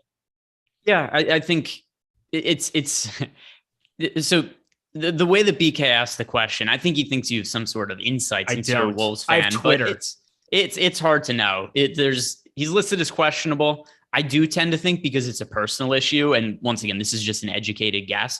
I would think if they didn't know if they thought he wasn't playing, they would know by now. It's not an injury he has to test out. It's nothing like that. Unless this is just listed and for some reason it's different information than what we've heard from beat reporters. Considering that it's a personal issue, I think if he was out, they would have told us by now. I think he's playing. All right. Well, you think he's playing as well? Yeah. Okay. Because I've kind of like gotten insecure just with the number of times that I've seen the question and everybody asking. And obviously right beforehand, we got the starting lineup from the Wolves. That's not what we needed, but Russell, Beverly, Edwards, Vanderbilt, Towns, exactly what we expected. So yeah, we're going to be waiting on that news. Good to know that Zaire Williams is out. So back to my other question. Is there anybody that you're taking an extreme stand for or against in the utility spot? For Jaren Jackson Jr. against Brandon Clarke. It's a 1-game slate. I know. It's hey, I'm filling an hour, baby. I'm filling an hour. Yeah, I know. But it's, you want to talk baseball? We can talk baseball. No. It's fine. What I really want to talk about is hockey and how every team is just crushing today. It's the most amazing thing ever. But by the way, are you quitting after the show? Are you going to be like buying an island? Maybe I'll send you some of my bet tickets after this. But basically, so we had for hockey where this is like the last day of the NBA regular season, but nobody gives a shit about hockey. So you just had players like Connor McDavid and Leon Draisaitl ruled out for the Oilers, and just like DraftKings took 2 hours to adjust their lines. So that game hasn't started yet, but every other team that is playing a team that rested, like the Montreal Canadiens were massive underdogs at home against the Florida Panthers. Say the Panthers rolled all their guys out for the game. The Canadiens are up 7-1 right now. So, I mean, just all of this is just the nuts. I cannot be more excited watching these hockey games while I'm talking about basketball. But in terms of what you asked before about other guys I'm taking a stand on, at least I know what's going on now when I ask you a question, and I don't blame you at all because, again, I love the NHL streets. I wish I was more keen to things today. I've been too busy with the puppers. Such is life of a dog dad. It'll get better. By the way, I'm comparing some of my ownership right now on DK in the utility spot to what some of the field's ownership is, and I'll see if there's any guy. The other thing also with a 1-game slate, there's a lot of guys with pretty similar ownership, so it's hard to be, like crazy stands on anybody. What's one that I actually think does make sense while we're talking about him? Naz Reid as a value option, because I do think there's going to be a lot of people that already have, maybe people are already playing Taurean Prince. Like I think Taurean Prince is a fine value option. But I think a lot of people will just say like, hey, you know what, whatever, Naz Reid's in there. I've already got Taurean Prince. I want to deal with him being questionable. I think that's probably a good pivot to make. I think Naz Reid could go under-owned just because this news hasn't come out with him yet. Paul Goldschmidt going yard. That's beautiful stuff too. I'm enjoying life on FanDuel.com. Let's go to, I don't even know where I want to go here at the moment. I want questions. If you guys have questions as well, that would be very helpful. Are you playing any Jordan McLaughlin? Not really. Okay, because it feels like he's going to be an optimizer guy who kind of falls into more lineups based on last game. And he's a guy that I'm aggressively not going to play. We saw foul trouble. Am I getting it right again? Foul trouble for Patrick Beverly, ends up fouling out very, very early in that fourth quarter. McLaughlin ends up closing the game. Sarah McLaughlin in the arms of an angel. I do not want him to play well today. Can I talk you into the full fade with me? For Jordan McLaughlin? Yes, sir. Yeah, I don't have an issue with that. I mean, he's cheap. If you need cheap guys to play, I don't think he's unplayable, but no, he's not a priority by any means. Do you have a favorite NHL team, Greg, or do you just make bajillion dollars betting on the last day of NHL season? Neither. But 8-1 Canadians, now that game's over. It doesn't matter. But you just ran Edmonton over with a train is what you did. So a favorite team, I had favorite teams when I was younger because I grew up in the New York, New Jersey area. I like the Devils. I liked the Rangers. I liked the Knicks. I liked the Yankees growing up. I liked the Giants. I can't remember if I said them or not, but now it's just whatever I bet on. I don't really care. Right now, my dad's watching the draft and he's texting me about for opinions on players, which as if I know any of the players that anybody's being drafted or whatever. Like he come also, on, Breece Hall, New York Jets. Let's go Iowa State. Come on, alma mater. Let's go. Put freaking Michael Carter back into the box he deserves to be in. He was a complimentary back in college behind freaking Javonte Williams. He's going to be fine in that role. He was never going to be an every down back. Stop it, everybody. Stop it.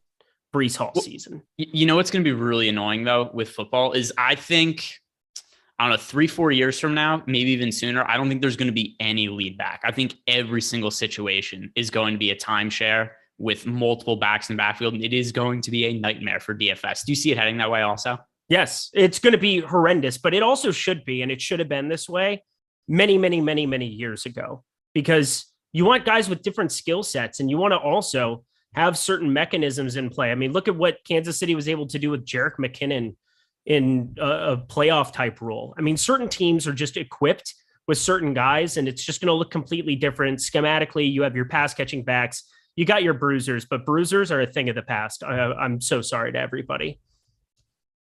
Yeah, I mean, we'll see. I think Derrick Henry's probably going to be a workhorse back this year, Jonathan Taylor, but there's not going to be many of them. Not going to be many of them at all. You named 2 of 32 NFL teams. Yeah. It's going to be, it's definitely going to be a difficult thing to navigate. By the way, we did get a really interesting question in our Discord channel from Melissa. She asked us, are there any guys you absolutely shouldn't play in the same lineup? So once again, 1 game slate, it's hard to totally rule out playing certain guys together. But with that said, I do think it's a good talking point for us to kind of try to identify some of the negatively correlated players that, at least if you're hand building, you would prefer to not have them together. You know, the first one I thought of, Greg? Jaren Jackson Jr. and Brandon Clarke. Oh my God, that's a clever thought. What would make you think of that one? I just thought of it now myself. Yeah. CC Eric Lindquist. It's a good idea. I hadn't thought of it, but I could get behind that. I could back that. Why do we not have Nas Reed news? It's 21 minutes before lock. What is going on? Yeah, I don't know. It definitely makes me feel it's like the one thing that we need to be able to finish lineups, to be able to do this. Because, I mean, it's such a gigantic piece. I, right now, have 60% Nas Reed in lineups on DK. Yeah, I mean, that's a very high number. I think that's a little unreasonable, but I understand where you're coming from. He's going to be so under-owned relative, and you never get leverage, like, ever on any showdown slate. So when you get it, especially when I'm not going crazy on DK, I'm willing to, like, just fire the clip on it for the most part. That's kind of what the decision is. And you have to be willing to make stands like this in any kind of a showdown, because over a long run, like Nas Reed, let's say that everybody knew he was playing the entire time today. He'd be around 35, 40%. People don't think he's playing. He got downgraded to questionable. So he's going to naturally have that ownership maybe cut in half. So you're looking at an opportunity to really get it in good. Whereas it's just so hard to find situations like that on any showdown slate in any sport. Yeah, I mean, I said I have similar thoughts. It was something I was saying. The only thing I think 60% of them is a little aggressive. Okay. Well, not aggressive is my thoughts on OddsShop. Well, no, it is aggressive. Go to oddshopper.com. You need to go check it out. The best place, 30 seconds or less. You can find bets for tonight's games. You can find them for the NHL Streets with Greg. Those NHLs have been just printing. News God, if you're there, check it out. Reed is overrated. Stop it, Eric. I don't care if he's good or bad. I care that he's going to be on the floor. And there's that. But we definitely want to check out OddsShopper. Phrasing from Nolan Kelly. Yeah, no, I aggressively stand for OddsShopper. Check them out. Obviously, we've got some maintenance going on. We've got some stuff. The guys behind the scenes are working hard to give you guys the best content every single day in the NBA, NFL, when that comes out. NHL, that's currently going as well. And MLB Streets coming very soon. Check out oddshopper.com. Stop guessing, start winning. Use the best projections in the industry directly on the screen to identify expected ROIs, expected win percentages, and make money. You can see which sportsbook you want to be betting at and take the opportunity, take the time to go over to OddsShopper. Not this moment, but any other day. Definitely check out OddsShopper. All right, let's kind of talk lineups here. Lineup construction. OddsShopper's good, by the way. OddsShopper came back to life. I just typed it in, and it didn't come up for me. It came back to life for me. Like, all right, no, it said, nope, click on NBA bets. I dare you. I dare you to click on NBA bets. Double dog dare, Ty. It's okay, but you're loved anyway. You're a fantastic God. human being inside Yeah, and it's all out. right. Just blame it on Jordan. Jordan Klein is ruining everything today. And it's whatever. Who's mousing over Eric's screen? Not me. Not me. Well, we It's have Jordan Klein. let me check one thing out. Okay. Let's see if we have this up right here. Do we have? Yeah, we do. So if you go to the if you go to Awesemo, but you could still go to the NBA player props tool and you can see what our projections are from there relative to what the best lines are available. So we can't use Odd Shopper at the moment because there's some maintenance going on. So we can't look at what the offerings are at every book, but we could see what the best available line is and what some of the projections are. So if you go to NBA, you go to NBA betting and you go to the NBA player props tool. So if you're playing along at home, do that. NBA betting, NBA player props tool. We're able to scroll down. Ty, go ahead and put that up on the screen. Screw it. We got to give the people what they want. We can look at Tyus Jones, expected ROI, 33%. Again, this is something that you can utilize for prize picks. It's something you can utilize for just about anywhere that you want. Expected win percentage is what I'm the most concerned about because I'm in California. That's where I'm going to be looking at lines. But even for that one, 68% expected win percentage. I'm going to see if that's available here. The points prop on Tyus Jones. Does that feel like a pretty safe under for you too? Even though for me, my lineups say that I want him to do well, but that's more of a reaction to Zaire Williams than anything else. Well, I think the other thing too is that we have to consider that DFS is going to be so inherently different than sports betting today. So I'm not looking to load up on a whole bunch of Jaren Jackson Jr. props, but oh my Hold God, up. Joel Embiid. All right, so here we've got news. Red alert! Bet. Go bet Joel Embiid. It looks like there's a good chance he's not going to play next series now. So we want to go bet the Miami Heat ASAP. Showshmata.com. Where are we? Here we go. All as right, fast so as here we we can. Go. Here we go. Like, why? By the way, what's up with sportsbooks now needing to do two-factor authentications? I don't know. It's literally for stuff like this. That's what I learned in Arizona is that they hate you, and you should just have Face ID set up on your phone, and that makes it go quicker at least. All right, so I was just able to bet the Miami Heat money line. I just did -215, -4 Miami instantly. I have that access to that. Go, got it in. Let me see if there's any futures. -80 might be down by now. So I feel like the under's better too, but I don't really even care about betting it. I mean, how is Philadelphia going to score the basketball other than James Harden one-on-one for 30 shots a game? Like they're just going to be horrendous. So I mean, now the bets are off the board, but I was able to bet the Heat money line for game one. I feel good about that. I got -4. I bet the Heat -4. Yeah. I just did the -110. All right, boys, that's how it's done in real time. Holy crap. That's something that Mr. Greg Ehrenberg has taught me how to do in my tenure here at Awesemo.com. You got to be fast with that kind of stuff. It came through. Joel Embiid. Now we can kind of react to it in real time. Concussion, orbital fracture. I mean, this is problematic against a Miami Heat team that already is going to be favored. They were the 1 seed. They're favored in the series. Everything is trending Miami's way now. Miami also, if you could still bet them in 4 or 5, that might be a way to maybe get some type of value as well. If he's going to actually be out for like 2 or 3 games. The series lines are all down now. Oh, they are too. I was going to say sometimes they'll take the game line down, but they won't always react to it instantly on everything. But just wanted to throw that out there too. Yeah, like all the lines are down. You can't get the conference winners. You can't get anything. But this is when did he get hurt? I was going to say orbital fracture and concussion. What the hell? Did he fall down the stairs at home or something? What in the world? Oh my God. What did was he hanging out with Trevor Bauer the other day? What happened? Joel Embiid. I think it's Dustin Johnson at the Masters. I think it's like Dustin Johnson at the Masters when he fell down the stairs. I'm with you, Eric. Well, but the thing that is holiness season. All right, so it happened because I'm reading the Shams tweet now. It happened during the game, so it didn't happen. I'm trying to think anything that would have, because we would have if he got hit hard enough in the face that it broke his face and he got a concussion. I feel like I would have remembered seeing that. So he's got a bad thumb, and then he's going to come back with an orbital fracture because there's no way that's going to heal in like a month. I don't know much about orbital fractures, but I got to imagine your face is a pretty sensitive area to like just immediately recoup. Good times, Philadelphia. He got elbowed at the so apparently Siakam elbowed him at the end of the game. Whatever. I didn't remember seeing that towards the tail end, but Dennis Kartakaris -4 Miami loaded. Oh yeah, buddy. You and me. That's where I am invested now. The schmoschmata.com smash fest. Let's go. That's all I had. Was it -4 everywhere? Hopefully. I just spazzed out. I think FanDuel had -5. But I mean, either way, any heat bet you were able to get in is obviously terrific value.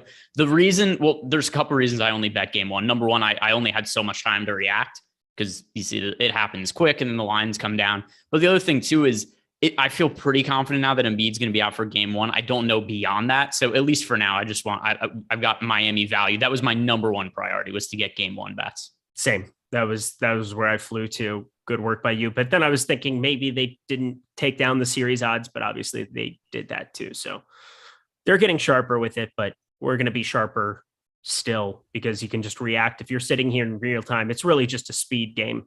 So hopefully you guys were able to join. What? Brain fart. I just realized why I didn't see the injury. The game was a blowout. I wasn't watching the end of the fourth quarter. I moved on to the other games at that point. Did it happen in the fourth quarter? Yeah, it happened at the end of the game when the starters were still playing in blowout time. Gotcha. All right. Well, we continue on, my friends. We continue on. Anything else, DraftKings FanDuel? Let's get back to it here. NBA season. We still have no Naz Reid news. It's 11 minutes. Remember when you made fun of me and said, of course we're going to have that news. And we still don't have that news. Apparently next not. level. So I'm sitting here. I'm just going to live or die. I have a CSV. Do this with me, everybody. It's a single game. So build a CSV with Naz Reid and build one with him out. I think the major difference is just simply him. I don't have to do a whole heck of a lot. I do want to have the one that doesn't have him in with some Nathan Knight. So is Nathan Knight somebody who's on your radar if we get news in the next 11 minutes that Naz Reid is not playing? No, because I still don't know for sure that he'd be in the rotation. You think they just go small? They could do like a McDaniels or Vanderbilt kind of thing at the 5?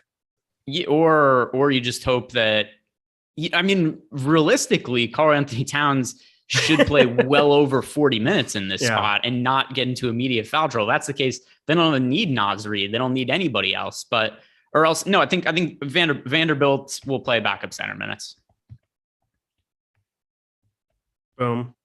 All right. Well, we've got 10 minutes to go, guys. Sorry. I mean, there's nothing you can really do. We're waiting on one piece of news to come down, and it's going to impact a lot of what I do. Again, do I think he's a great play in terms of like a real life player? No, but he's cheap. He's in the rotation, and he's also good from a fantasy point per minute perspective, where if anything does happen to Cat, there's an opportunity for him to play a lot and play well. So Naz Reid, I'm still just sitting here with it. Why not? Go through our exposures here. Who did you end up with most in the captain slot on DraftKings.com? For captain, I have the most of Cat, the second most of Morant. I think for both FanDuel and DraftKings, those are pretty clearly the top two options. All right. Who is this? So outside of them, who is your favorite value captain to get to? Jaren Jackson Jr. Assuming that he qualifies is what you mean by value. He definitely qualifies. Again, he's pretty cheap, 10-8 relative to the other guys. He's cheaper than Brandon Clarke, who looks like he's going to be a little popular at that position, 5.8%. Jaren Jackson Jr., sub 1% at the captain spot. I hate when you make sense, Greg. Damn you so much. Talk to me about your favorite utility players to land on, not named Jaren Jackson Jr. or the 3 studs. So let's see. Let me sort by utility. Then you get to, I think a lot of these guys, they're going to be popular, but all rightfully so. Once you get into Desmond Bane, Patrick Beverley, Anthony Edwards, D'Angelo Russell, Dylan Brooks, like those are guys that just pop up in a whole bunch of lineups for me in the mid-range. And then the other thing too, is if you're playing some of the cheaper, say like for me, I like Jaren Jackson Jr. a little bit of captain. You don't have to you don't have to dig that deep for value. And then you're just kind of able to play a bunch of these mid-range guys together. Kyle Anderson's a guy we haven't really talked about. Is he somebody you're landing on in lineups today? Not really. So Kyle Anderson, a couple of things also. He's somebody else who I think if Jaren Jackson Jr. doesn't get into foul trouble, I would think that Kyle Anderson probably loses out on some playing time. Also, when it comes to Kyle Anderson, as is, he isn't playing all that much. He played 17 and a half minutes last game. So we could be looking at, if Jaren Jackson Jr. is actually able to play a full allotment of minutes, we're probably looking like 12 minutes or so for Kyle Anderson.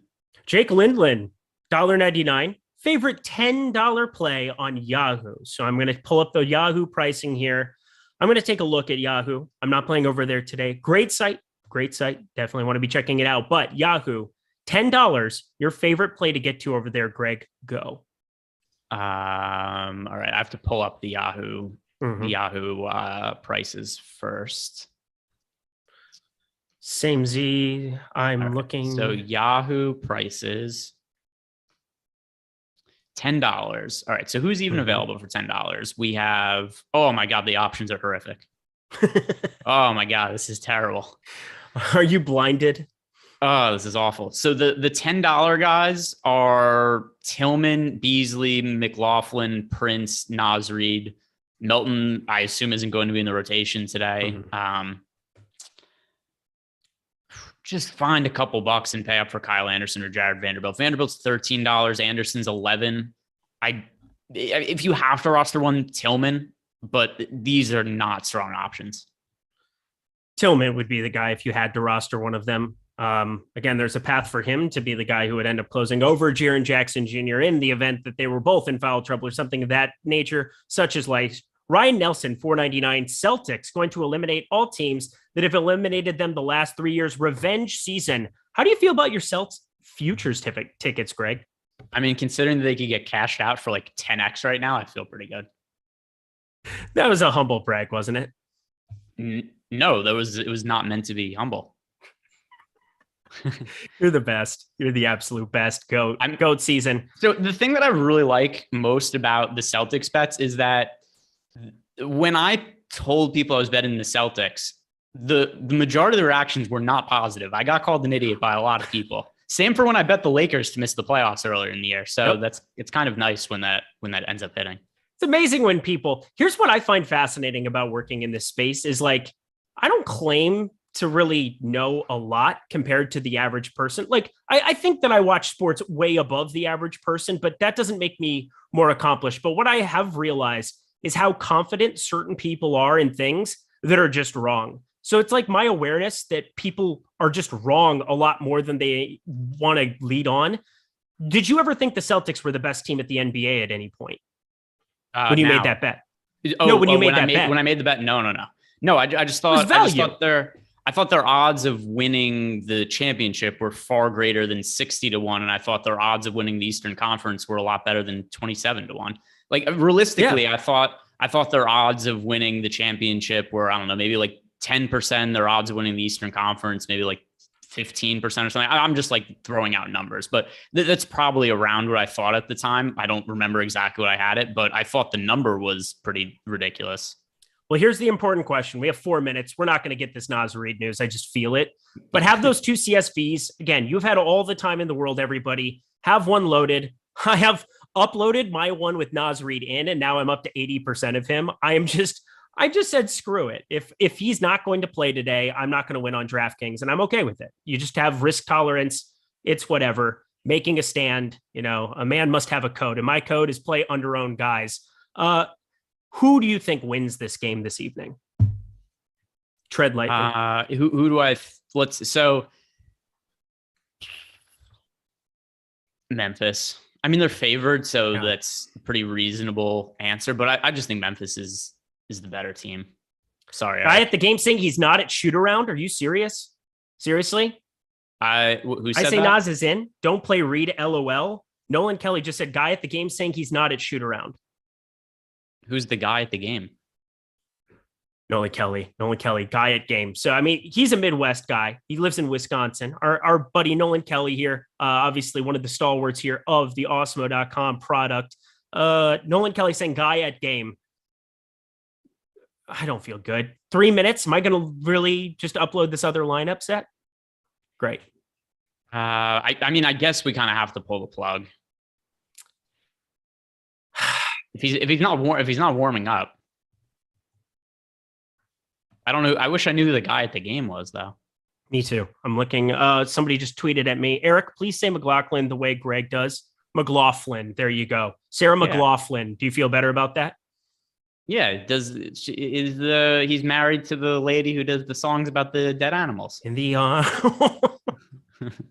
I'm not looking forward to one game slate shows with you because all you're going to do is just have banger one-liners the entire time. And I'm going to be borderline like, will I? Isn't that what happened though? They got married and he took her last name. I don't know. Isn't that what I did? No, that was an Eric joke. I didn't do that for anybody who cares, but probably thought I did. All right. I'm pulling the plug on Nas. Cool. So I just had 80% and Nolan Kelly is talking me into 0. So can't wait for him to play and put up 49,000 fantasy points. Just a guess. His bio says Minnesota. If he scores 49,000 fantasy points, screw it. You probably want to get exposed. Screw it. I've just flip-flopped twice. I'm going to upload these Nas Reed ones because once again, a man must have a code. Here's what I'll do. I have my one big lineup that I have over on DK. I don't think he's playing. You don't think he is? All right. No. I'm going to actually just swap him. Shit. This is next level. So the next 90 seconds will just be Eric tilting what he's going to do with his lineups here. I'm playing Nathan Knight is what I'm doing. All right. Hang on. Why don't you answer one more question here while I finish this up? I mean, right. Do we have anything in the Discord channel? I'm pulling this up right now. So we have just a massive guess. Okay, never mind. I'm keeping Nas Reed. This is the most ridiculous last 2 minutes of a show of all time. Just a guess. All right. Well, hang on. Let me swap. Oh my God, this is just insanity. It's not that insanity. It's just you gotta make your mind God. Up. Come on. Have you made your mind up yet? I thought we were so I just saw that we got the alert. It was just the starting lineup, exactly what we thought from. Do I have a coin here? I'll do a coin flip app. Do it. Is Nas in? Heads. He's out. Tails. Coin flip simulator. Oh, actually, this is so stressful. I was going to say Tyler should pull it up on screen, but whatever. All right. Call it in the air. So you want to be, what do you want to happen? Do you want? It's at lock. Nas Reed ruled out. Oh my God. At lock. Oh. It was heads, by the way. Which side were you on? Do we have an 8-ball? Do we have a magic 8-ball? Tyler, can you pull up? He would have been in. You kidding me? Oh my God, Duke is outraged. Yeah, because I'm outraged. Okay, we're going to end the show now. Thanks everybody for coming to the Live Before Lock show with Nas Reed, who just screwed 78% of my lineups on DraftKings.com. He's Greg Ehrenberg. He has lots of Celtics tickets. Congratulations, Greg. Any final words for the people as my dog attacks me because I was yelling? Let's go Minnesota Wild. Nas Reed is out. Nas Reed is out. Thank you so much to Tyler Zander for producing. Thank you so much to everybody for showing up for this show, for the single game show. This was so much fun. I had a blast. Go Timberwolves. At the very least, win this game. I hate this shit. Seriously, 1 second after lock, whatever. Greg, congratulations also on more money in the NHL streets. You're so good. You're so amazing. Congratulations on being you. He's Greg Ehrenberg. He's richer than me today. I'm Eric. I was never richer than him, but whatever. We're leaving. We're signing off. Good night. Emotional damage.